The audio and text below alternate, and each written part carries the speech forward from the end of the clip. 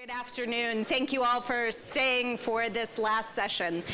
My name is Rebecca Randall, and I'm the Chief Philanthropy Officer at the Federation. Apparently, I'm also a balabusta. Did I say that right? Yes. Yes. Okay, I never heard that term before, but if it puts me in the same camp as Laura, I'm totally in, and I will wear it with pride. I'm not sure if actually Laura knows this story, but when I first started at the Federation, which was about a year and a half ago, the program I was most excited about and most compelled by was our impact lending program. And what I didn't know at that time was that it was really thanks to Laura's chutzpah and moxie that the impact lending program came to be. And now that I've had the opportunity to work with her on the endowment fund, I've really had the opportunity to see firsthand her dedication to philanthropy as well as to her family. So it's very exciting to be able to introduce this last conversation of the day where the two are really combined. And we talked a little bit about, Katie turned the questions back on you. That was actually fun to watch.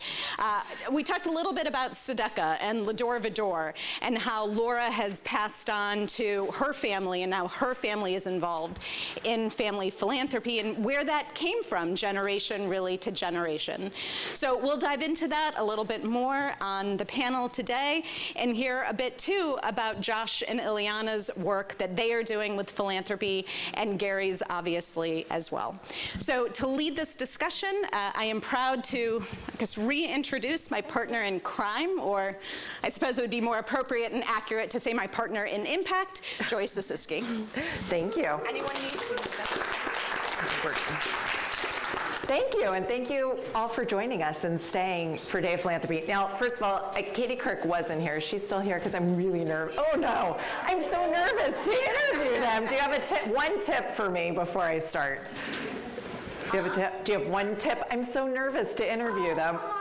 You did a great job speaking in front of the whole group. Super wonderful group of people. So just curiosity. I always watched you doing interviews, so I'm gonna take that inspiration in today. I am so excited to be here with the Lauder family and have this chance to help you get to know them a little bit. I have worked with Laura, you heard me say, since I moved here. Laura kind of found me in New York, and I am so delighted that we have this chance to work together and for everybody here to get to know you a little bit better. So Howard and David kind of got us off. I'm going to ask you some questions about your family and growing up in philanthropy. Howard and David showed us the house you grew up in. So I'm going to start there, which is just, how did you learn, Laura, about giving growing up? Well, first of all, I can't believe that they found our Ohio house on, I don't know where they found that, and isn't it ironic that my father sold it to a rabbi, right? And that he sort of outed me that I had drawn all over the walls with my big curly cues. And Laura, he shot the picture. Oh, So, and one other very funny story is that there were a whole bunch of Jewish Stanford Business School students here at the lunch today, and it turns out that Rabbi Josh Spitzer's son went to the Stanford Business School. And a couple of years ago, Gary and I always host these Shabbat dinners for GSB students, and he came and he said to me, "Wait, are you the Laura Heller that actually grew up in my bedroom?" He said, "Yeah, when they took down the wallpaper, we saw your squigglies all over the walls." Anyway, yes, I grew up in Canton, Ohio with my brother Peter here, and my stepmom, Nana Susan, was married to my dad, Bill Heller, for 35 years. And this was a small Jewish community. I think when I grew up there were 5,000 Jews. Now there's about 1,500 Jews. Ohio is sort of, on the way down, and it's so sad because so many of us have moved to California. But the reality is that Canton, Ohio was one of those Hamisha, very compelling Midwestern Jewish communities, like many of the places perhaps all of you have grown up in. And it was very meaningful that my grandparents were very involved in the Jewish community. My grandfather was chair of the Canton, Ohio Jewish Welfare Fund. My father was president of the Canton, Ohio JCC. My mother was a Sunday school teacher. By the way, you know what she taught? Jewish sexual ethics. It was the favorite class in 7th grade. I don't know where to go with that one. So I'll turn it over to Gary. You don't have to comment on that, though. Your father was a speaker here at Day of Philanthropy a couple years ago. He was so inspiring. Tell us about tzedakah growing up in your home. Well, is the microphone on? Yeah. Okay, great. So the first one that I remember was when my parents, we grew up in Manhattan, and the playgrounds that we had at the time were like, there was a jungle gym that was made out of, plumbing pipes and a seesaw and swings, and that's about it.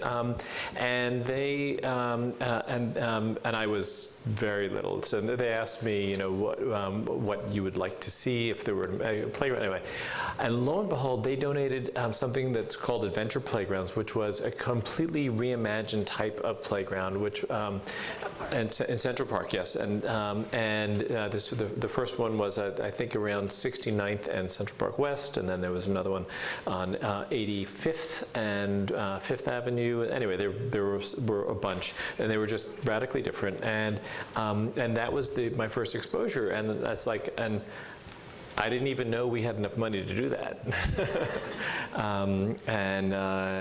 But anyway, so there are a number of different ways in which they were basically trying to improve the world or their world.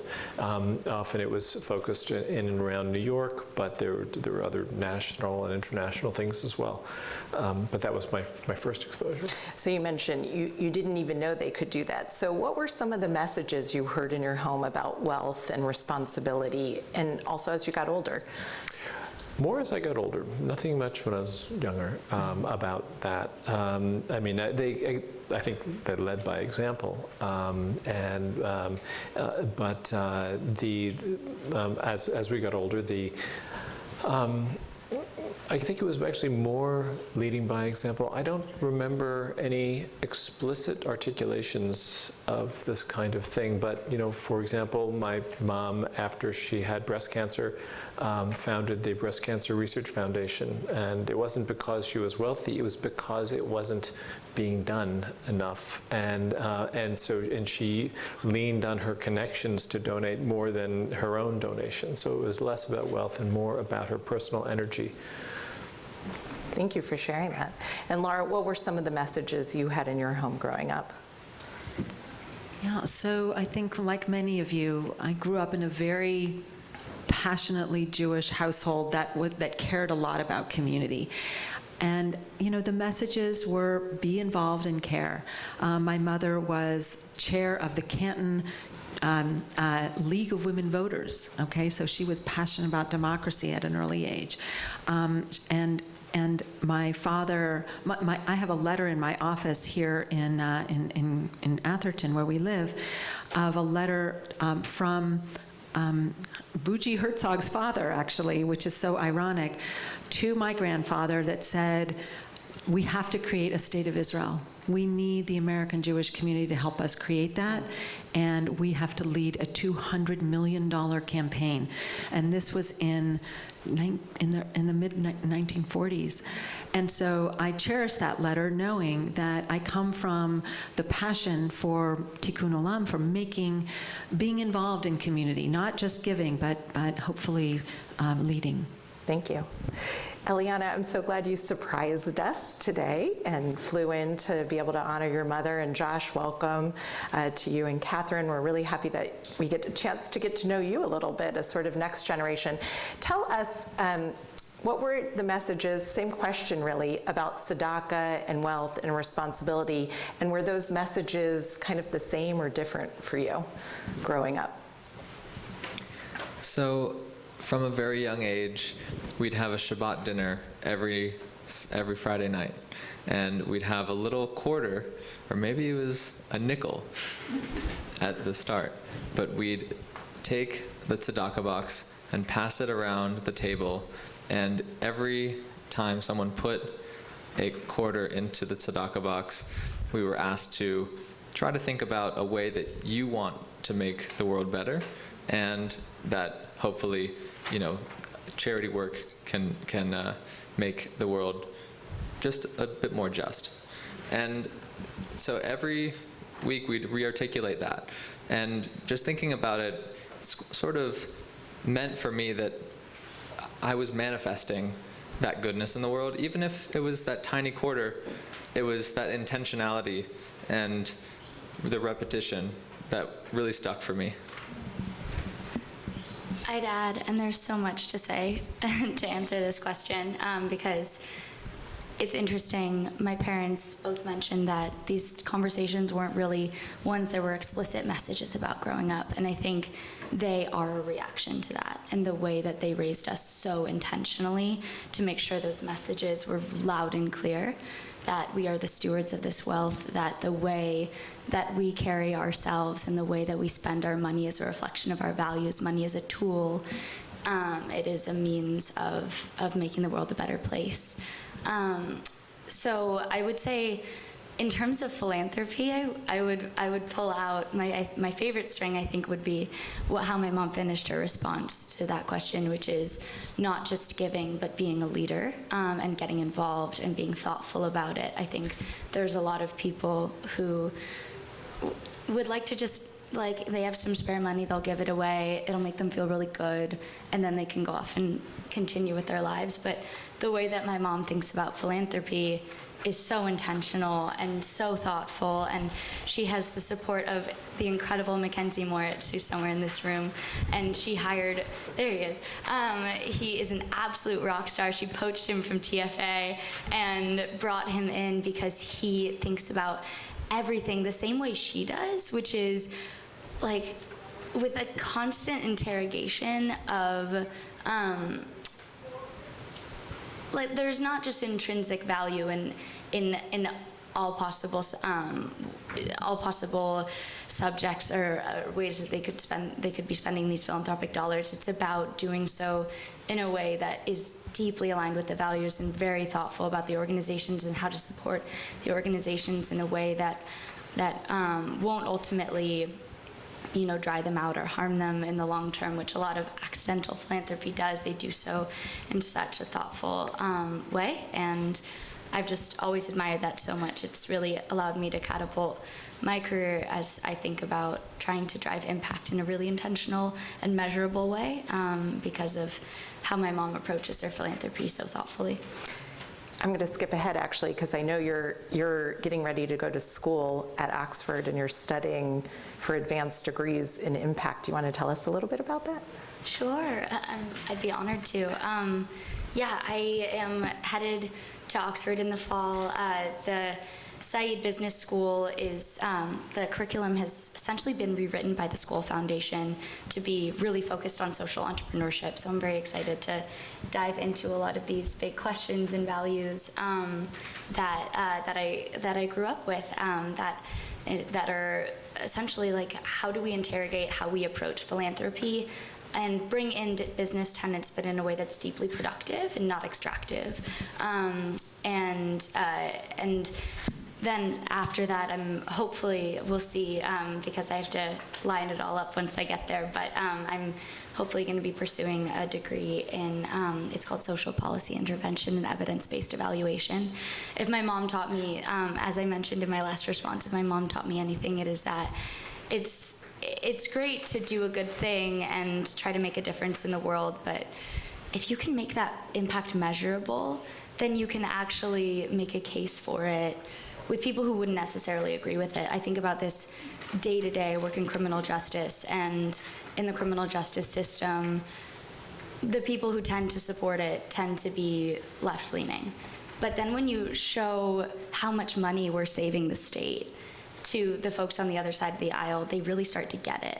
And when you show the amount of life years that you're saving in people's lives, the amount of human capital that we waste in the criminal justice system, then people start to see it. And humans need those numbers, and I think my mom taught me that. And I'm so grateful to be able to carry on the torch in a certain way, or at least attempt to, and do some impact evaluation. Sexy. You are your mother's daughter, and so I am certain she is proud of you. And I know Laura, when she gets excited about something, she is like 150% in. So I can already hear that. That might be underestimating it. So let's talk a little bit about some of the first causes that you each gave to on your own that you can recall, something that was really important to you, and maybe how old you were and why. That's for everybody. The earliest cause that we gave to is something we both vividly remember, which is the Breast Cancer Research Foundation that was founded by our grandmother, Evelyn. And it's been an organization in our lives that's really sort of spanned 20 years at least. And Eliana, my sister, is working so hard now in New York with them and carrying on that legacy, which I'm so proud of. I remember doing in a 7th grade philanthropy initiative at Hausner a big poster and presentation on BCRF. And it was specced out in pink in neon. And I think at that time it was really sort of just an interest in both legacy in terms of how our family has made an impact and how we can sort of be a part of that and continue it, but also just an exploration of philanthropy in general to understand what you can do in the world without necessarily creating a business. You can create a field of inspiration and a field of problem solving and have that really sort of be magnetic toward other people to hop on that bandwagon and really make a difference.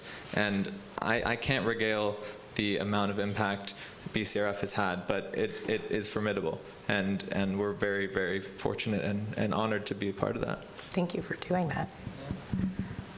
Gary, what about you? What's the first thing you gave to that you remember doing on your own? Trick-or-treating for UNICEF. I love that. So.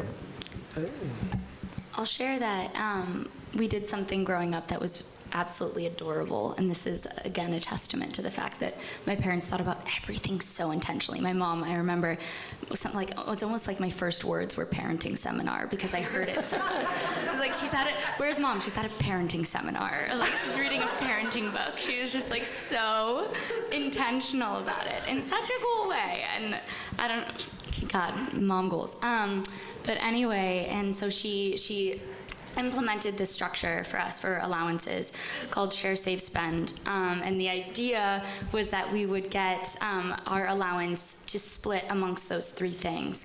And what was so powerful about that is as we got older, that number increased. So I think originally it started with our age divided by 3, and then we started to get our age for each, because when you're 12 years old, you need $12 to go to the candy store. Like, absolutely, you need that full 12. You can't have just 3 or 4. Anyway, that was, I remember at the end of, I think it was once a year, we would get together, and she would be like, okay, you've raised, let's see, $115. Where do you want to give it to? And we would do this whole process, and we would think so thoughtfully about it. I remember we would make a list of nonprofits, and we would consider each one. We'd go on all of their websites. We'd consider all these different metrics. I mean, I even think that's when I learned the word overhead, which is hilarious, absolutely absurd, but the most Laura Lauder way of all time. And that's how we'd give. And I think I gave to dog pounds. I think I get what do you remember? The turtles. That was my leatherback turtles. I loved leatherback turtles, and I hope they remember me. Yes. But anyway. I love yeah, that. that's I can also picture Laura with the parenting. I remember she invited me over for dinner with my kids, and my little one has ADHD. I was like, I don't think it's a good idea for me to bring Emmy over. And the next day, there was, a book at my doorstep, how to talk to your kids so they'll listen. So I know she has great advice in lots of different ways. Laura, what was the first gift you remember giving? Well, in Sunday school, which everybody hated, in Canton, Ohio, we had to bring money and then we would have to decide how to distribute it. And I love tennis, so I think my first charitable gift was to the Israel Tennis Centers. Who's heard of the Israel Tennis Centers? All right, yes. It's such a great cause. It includes tennis, which I loved and grew up playing. It includes children. It includes Israel-Palestine issues, Jews and Arabs working well together. It includes mentorship and leadership of the coaches with the kids. It was just all of these ripple effects, and that kind of made me feel, wow, this has such impact across so many ways. And so, of course, what did I need to do? I had to go see one of the Israel Tennis Centers. And then there was a rocket that landed near one, and my parents wouldn't let me go, and it was so sad, and I was so devastated. So the site visit never happened. What I love about what you each said is you talked just about something that was either important to your family or something that was fun. I love the trick-or-treating one. It was associated with something fun. The idea that you can love tennis, and you can also help other people through tennis. So the idea that philanthropy can be fun, I think, is a really great starting point. Eliana, you were telling us about when you were little in your tzedakah box. I know you all have some family philanthropy traditions. I'd love to hear a little bit about your family giving circle. So we started, my parents, our parents, had an idea to introduce us to the idea that you could leverage philanthropy and also create like a little bit of a board with shared intentions of how you're going to either raise money or use money to make an impact in the organizations that you could find. And so what we would do is make a mission statement and sort of agree as a group what were we going to try to support and where. And so it could be in the local Bay Area, national in the United States, Israel, Africa, Asia, anywhere in the world. And we went through different permutations each year. And then we set a budget and then had a professional, essentially, well, her name is Debbie Findling, and she is phenomenal. No? Oh, shoot. And we had, and Debbie was one of the keys to this whole thing, because she was amazing at searching and vetting organizations that fit within our mission statement and our criteria. And then what we would do is every Thanksgiving, which this would happen annually, we would sit around a table and talk about the organizations that we found and how much we'd like to allocate to them. And in a way, we would have to reach consensus and have sort of a debate about how this organization was utilizing the philanthropic dollars we would give. So for instance, if they had higher overhead, we'd be a little skeptical, like, what are you using 28% overhead for? And then we would think about how big the budget was, and if this donation would actually have, would be a drop in the bucket, or if it would be significant. And so, from a young age, we started to understand how, and these are small organizations, so we'd give, small donations. But at the end of the day, it really did teach us about how you can, at any level, start to engage in the philanthropic world, which is thankfully in the United States, there's a plethora of organizations that are trying to do good. So it was really a wonderful way to get introduced to that. You all love each other a lot, and I think you also like each other a lot. Do you always agree when you're making decisions? We always come to agreement. Who facilitates that mostly? No, I mean, these are very peaceful, respectful conversations. So no one comes away with bad feelings, I don't think. Were you surprised, Laura, at some of the things your kids maybe wanted to fund and how they were different than something you would have picked? So, and I'd love to pose that to the kids too. You know, this was their bar and bat mitzvah money. So what happened was, in lieu of gifts, people, if they would like to make a gift in honor of their bar and bat mitzvah, they would make it to their donor advised fund at the Federation. I mean, that was what it was. And there are many people in this room who gave those gifts. Thank you to all of you. There was a thoughtful allocation process. Just want you to know. These donors advised really well. And so what I was really touched by is the kids would take turns each year trading off the responsibility or the honor of picking a topic and creating the mission statement.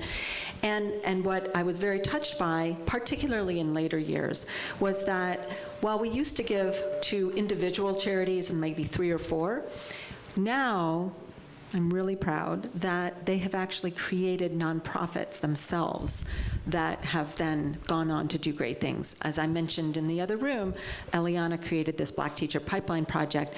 Josh created a wonderful, U.S.-China relations has deteriorated so dramatically, particularly in recent years. And so Josh and his wonderful wife, Catherine, have come together to create a program for young leaders at the Asia Society that they created out of whole cloth, and the Asia Society loves. So these are ways that it's become much more intentional, I love that word, in ways that speak for the values and the interests of the kids, and then they'll carry this on over time with their own philanthropy.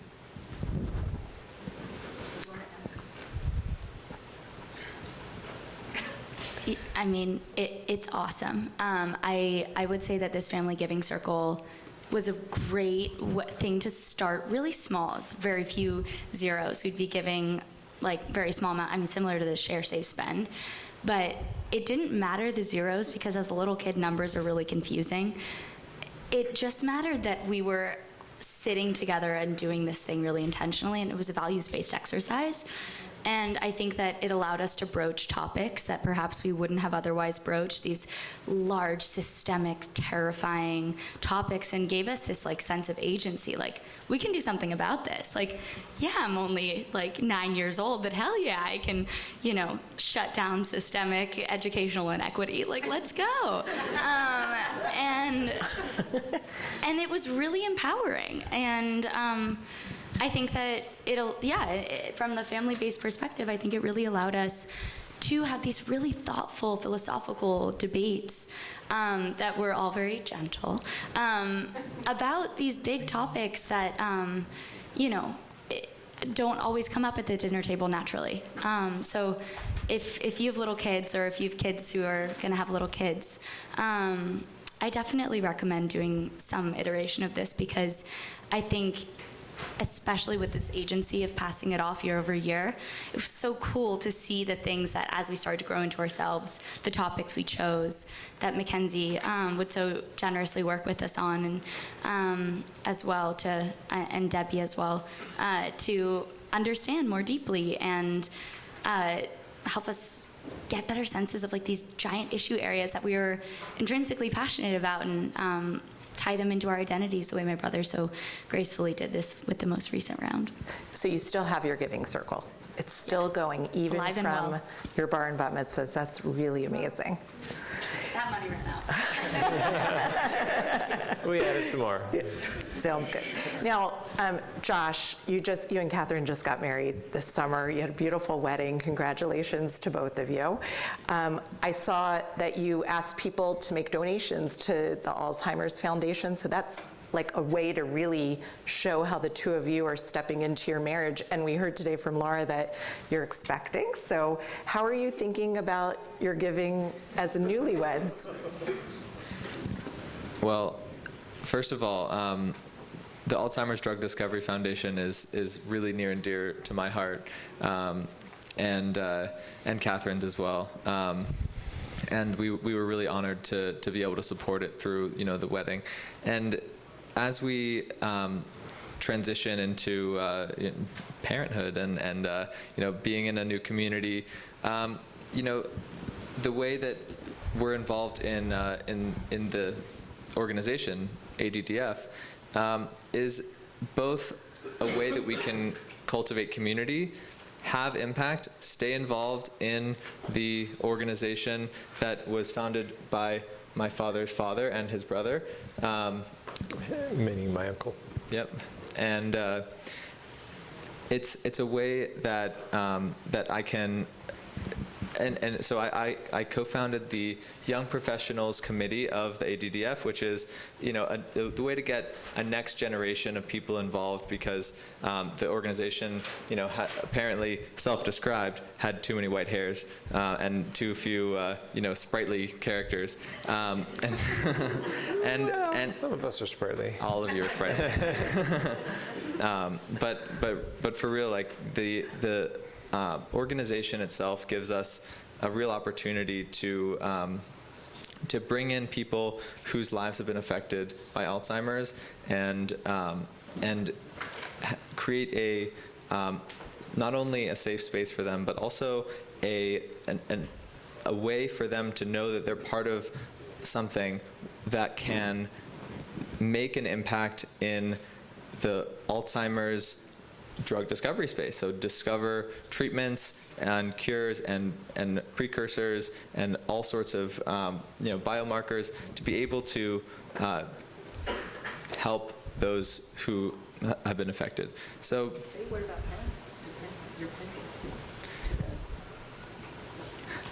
so as we go into the the next stages, we're thinking about a lot of different ways that we can give back. We have the so Catherine and I met initially, and this is sort of what my mom was getting at just now. We met in the summer of 2017 on a geology study program that goes to the Swiss Alps, and you get credit for studying geology and hiking and making friends and taking beautiful pictures. And that was, to me, like, dream experience. And we met on the first day of that trip. And, it was the kind of thing that, I could have just gone off and said, we were lucky with this chance, and we would be, off in our lives. But when Catherine and I got together, actually, it was Catherine's idea to say, this is a really special thing in our lives. Why don't we, put our heads together and think about how we can give back to that program and to and maybe to enable kids to do it that might not be able to. So the program itself has never had a scholarship before, but we thought, hey, it doesn't take very much. We can get a partial scholarship for 2 kids, in the same vein as how we met, and create an endowment. And that's what we did. So it's a really just meaningful thing for us. Thank you. So I guess that would be my takeaway is to just find those special things in your lives that you feel very grateful for, little chances of luck, strokes of luck, and see how you can sort of spin that into a charitable giving opportunity. I love that. And you're making it fun for someone else, the fun experience that you had. That's awesome.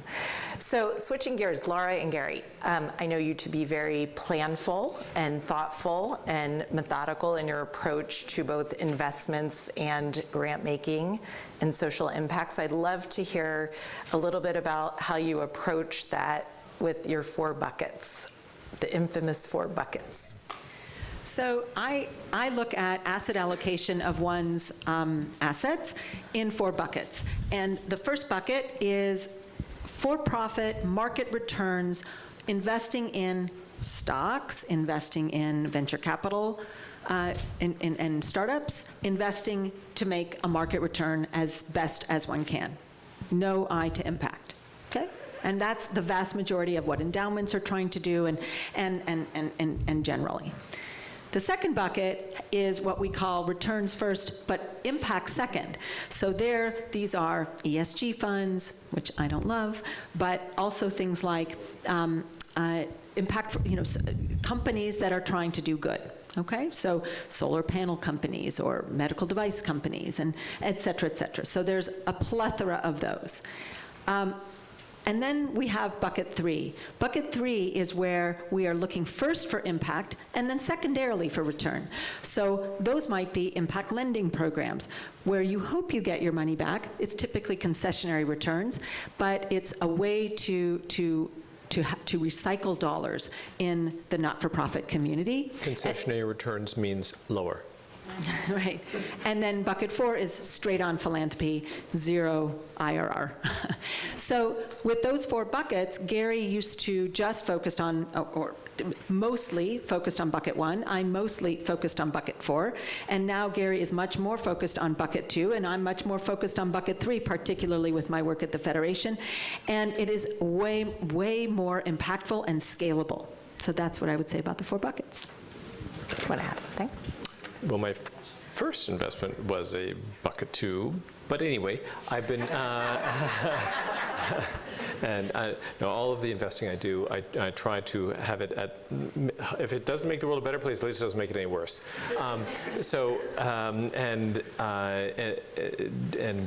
More and more over time, I have to say that my gratification from the good that the company does winds up becoming more meaningful to me than the returns. And I mean, just in terms of the emotional gratification of that. So, and there really are a tremendous wide range of things that, of for-profit entities that at the same time as, succeeding, they can also wind up improving things for humanity. And so that is the primary focus of what I do. So Laura, tell us how you've brought this lens to our work together at the Federation. I'd be thrilled to. So the Federation is well over $2 billion in assets, okay? And so of that, about $1 billion of it is in donor advised funds. Well, surprisingly, well over 20% of those assets are sitting in cash. And with this inflationary time, people are losing money, but people don't take the time necessarily to look at what they're putting it in. And so what they think, well, I'll be giving it away, so I don't want to invest it in something that I want to be able to give it quickly.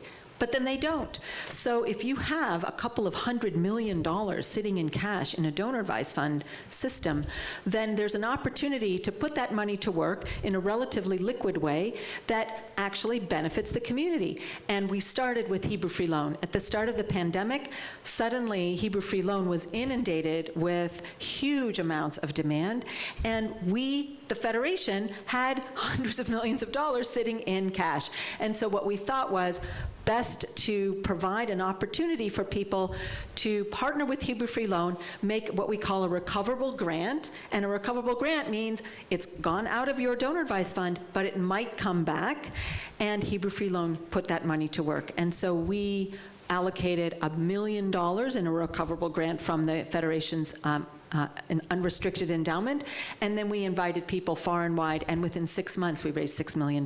We were so thrilled. So that money has been repaid back to the Federation by these folks who got their jobs back and were able to get back up on their feet because they had this bridge to enable them to still get, recover from this horrible pandemic. Since then, we've actually expanded into an array of pooled funds that are what are called CDFIs, Community Development Finance Institutions. Who's heard of a CDFI? Oh, wow, a lot. Okay. So you know that these are very well-established institutions. They have been around for 50 to 70 years. They are part of the banking system because regulated banks that are FDIC insured are required to loan in low-income communities by law, and they use CDFIs to do this. So we can add to those dollars because there is so much overwhelming demand to provide these resources in the community, and because these CDFIs are large enough, therefore the money is relatively liquid. So instead of having this money in cash, it can actually get put to work in the community. And by the way, there's one in Israel too. So we've been able to help Ogen, which is the Israel version of it, help in Israel too. So my next question, which was also going to be from you, is about what excites you most about transforming the Federation into a community foundation, but you've just answered that. But tell us something else about this particular moment in time and why you find it so exciting to be involved in this transition. You know, we, the Federation, are seeing unrestricted dollar donations go down. It's a time bomb, okay? It can't be sustained. And we need a new model. And we need to bring in younger donors. And so the only way to do that is to give younger donors the opportunity for them to direct their philanthropy, and due to impact investing. There's so much more interest in impact investing than in giving, a gift to the Federation of $100 that you have no idea where it goes.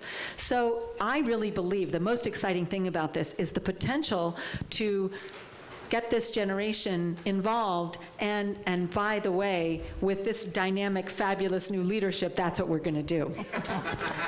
Well, thank you. Thank you for encouraging me to come spend the day in San Francisco 7 years later. But really, also, your love for giving circles, thinking about collaborative philanthropy, these are really things that we're looking forward to expanding in our work. And even just hearing about how you do it as a family, the idea that we can talk about it and help other people think about how they can start something similar and easy, or do it with friends, make it fun, make it meaningful, I think is really exciting at this moment in time. So I'd love to ask you about what you're working on next, something exciting that's kind of brewing for you. All of you, just curious. What's on your mind right now?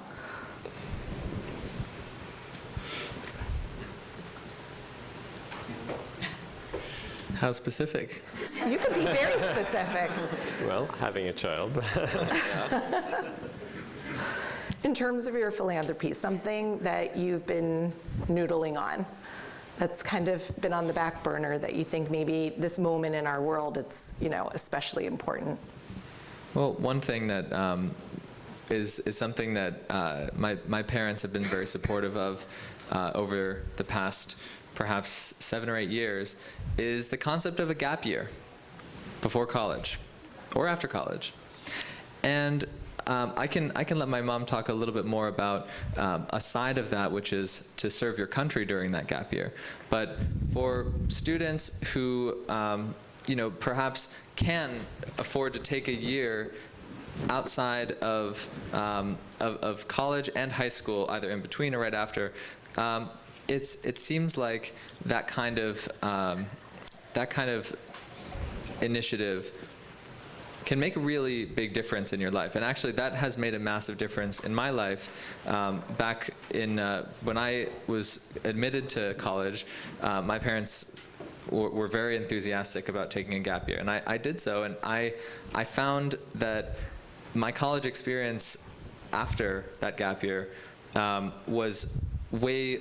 I felt it was way better than I could have ever imagined. Partially because I had that extra year to really see and understand more of the world, and to get a little bit more practical experience in nonprofits, in the public sectors. I had an opportunity to work as an intern in the Senate with Senator Wyden, who went to Palo Alto High School, I believe. And I was able to, I worked in Israel for a little while and did some travel programs, and it really made an impact in my life. And so my mom especially has been a unstoppable force for encouraging other kids to do so as well. And in the vein of philanthropy, she has initiated. We have collaboratively initiated also a program within Duke University, which is my sister's alma mater, and she took a gap year right after college, which is why we're sort of covering the bases here with the different types of gap years, and it's done really well at Duke, and we're on the cusp of encouraging Penn to do a similar thing to essentially enable students who perhaps would not be able to afford the structure of a gap year to be able to do so with some scholarship funding. So I can let you talk a little bit more about that if you like. I think you did a great job. I think what my brother just shared is an excellent example of what you mentioned in your previous point about helping your kids see their most special experiences as opportunities to allow those experiences to be more accessible to wider swaths of the population. Becoming aware that we could take gap years because it was A, something we were invited to do within our communities, and B, because we could afford to sustain ourselves, was something that we became aware that it wasn't something that was accessible to everyone. So I want to mention that it's exactly that. It's about taking moments that are really special and seeing them as giving opportunities, like you said. I think that was a really good point. I'll be brief, but so I mentioned I work in criminal justice, something that we're thinking about right now. I'm actually applying for my first grant ever. So it's really cool being on the funder and fundee sides of things, which has been fascinating on the operator side in my career thus far. And so the grant I'm applying for is to bring in more justice-impacted voices into our decision-making process at Recidiviz, the nonprofit I work for. It's just a fascinating dynamic, the way that in the nonprofit sphere, we recognize that power is not evenly distributed. That's the core of why we exist. And yet, decision-making power is relegated to an elite few, and yet most nonprofits, or not most, I don't know the numbers on that, but many nonprofits are not always run and operated, and decision-making power is not concentrated on the populations that are most affected by the outcomes of those nonprofits. And so it's something that we're guilty of. We're a bunch of Googlers who left Google and wanted to use the data analytics infrastructure for the criminal justice system. And not too many of us were incarcerated, and so we can't really speak to that experience. We end up running in circles to understand things that folks who have been in the system would just kind of get. And so it's a really cool process to apply for this grant, attempt to raise money to bring in genuine voices, so that it's not kind of a sad attempt at co-design. It's truly human-centered design when we're creating our products, and something that we're building with the voices, empowering the voices within the communities, and decentering ourselves as those decision makers. And so that's been really interesting as we think about a future of philanthropy that elevates the voices of those most impacted, and understanding that part of the beauty of philanthropy, and I think my mom again has taught us this, is and this was mentioned earlier, stepping back. Phyllis mentioned this, stepping back, and when you're a leader, no one knows, and allowing the folks who create the impact, like the Black Teacher Pipeline Project, to be the leaders of their initiatives. Beautifully said. I'm trying to create a new program with lots of help from people like Barry and others, who are Phyllis, of course, which is based on an experience that Catherine and Josh had. So Catherine and Josh did a 6-month Exploring Judaism program at Central Synagogue in New York City before they got married. And it was so impactful, and it was so well done, that we said we got to take this show on the road. So we've created a little infrastructure for it, hired a leader of it, an adorable 26-year-old young lady from Washington, D.C. She works in the JFNA office, Jewish Federation of North America office in New York, and we're trying to roll it out. And so we launched in Miami. We just started one in Atlanta, and guess where we want to come next? San Francisco. The intermarriage rate here is 80%, and so the idea of giving the opportunity to young interfaith couples to explore Judaism and understand what it means to raise a Jewish family and have a Jewish home it's not necessarily intuitive, even for the Jewish partner. So we want to give this opportunity for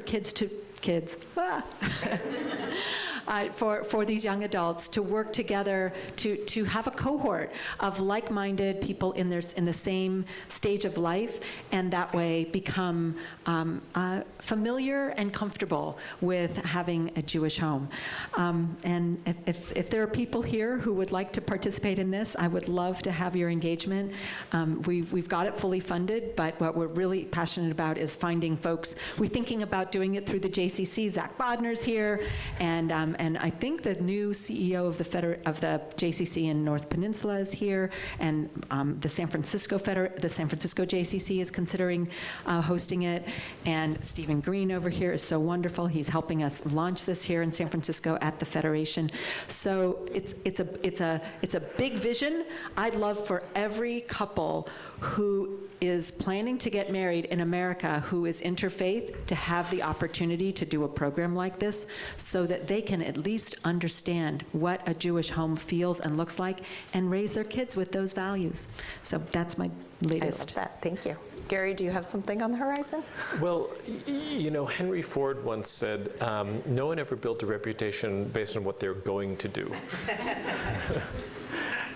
So there are things that are percolating, but those to me are not worthy of discussion. But then there are things that are already going, such as Laura described, which are great. And then there are some things that I'm involved with that one Eliana was involved with, which is to attempt to stop the problem of blast fishing or fish bombing, where people are fishing unsustainably using dynamite. And this is primarily in the Asia region. And so this is something that I've been somewhat involved in, repurposing the technology of a company named ShotSpotter, in which I'm the largest investor. And another application of that technology is I funded an array in Kruger National Park in South Africa to catch rhinoceros poachers.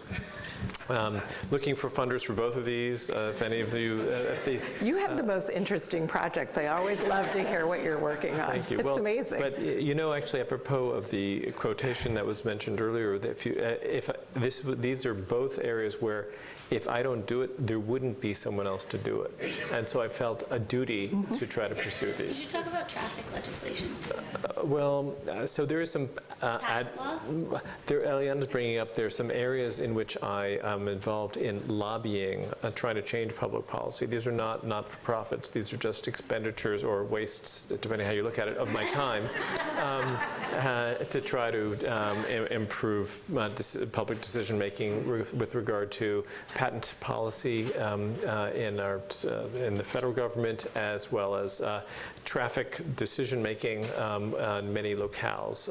For example, in Aspen, where Abby here is from, where they've been debating how to reconfigure the entrance to Aspen for over 40 years. And in the process, that seems like something you could solve. Well, actually, it's really easy to solve. It's remarkably easy, but anyway, I don't listen to Gary. Don't get me started. Well, we're almost at the end. I have one more question for you, and then a little lightning round that we're going to close up with. So can you tell us, you asked Katie something that was kind of an epic fail. Is there ever something in your philanthropy, or does it all work out great all the time? I mean, I tried to start a Jewish podcast. Bad idea. Oh my God. We went through a lot of money in a very short amount of time, and it was a disaster. And Barry over here warned me, don't do this. It was much more graciously said. But the bottom line is that I guess the advice is don't get involved in something you know nothing about. Okay, so we are, don't get involved in something you don't know anything about. That's good advice. So we're gonna end with a little lightning round, and thank you. Some of it has something to do with philanthropy and some of it doesn't. Just a good opportunity to warm you up for the last question. So I'm gonna ask you something, either or, and you'll just go around and you'll tell me. It's silly. Cats or dogs? Dogs. Star Wars or Avengers? Star Wars. Libraries or museums? Libraries. Mount Everest or Grand Canyon? Both. She probably biked up one and hiked down the other. Oceans or mountains? Oceans. Castles or caves? Castles.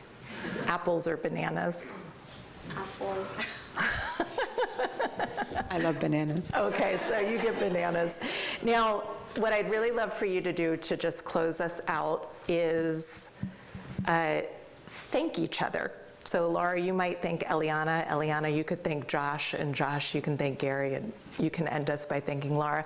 Something that you've learned from them that has made you a better philanthropist.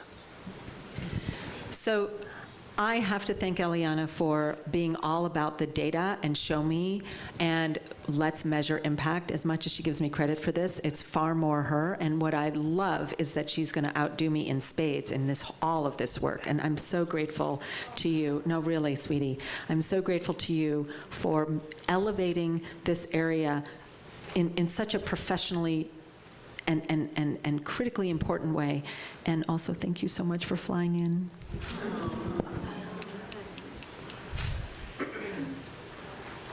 Thank you.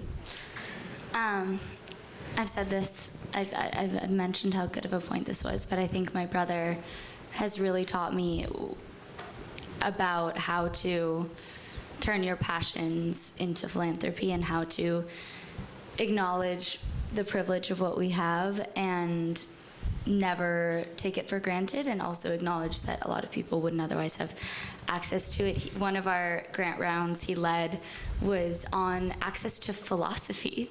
Can you imagine a more complex family giving circle topic? And what it was the fact that he just loves the prospect of pondering and like the privilege of pondering and like the privilege of noodling on a question, and that's a basic human right, which is so cool and intellectual of him. And he genuinely sees all of these things that most people wouldn't really recognize as the miracle that they are and as the privilege that they are, and has this genuine desire to disseminate that. And it's been really cool to watch those things change and evolve and grow over a lifetime together.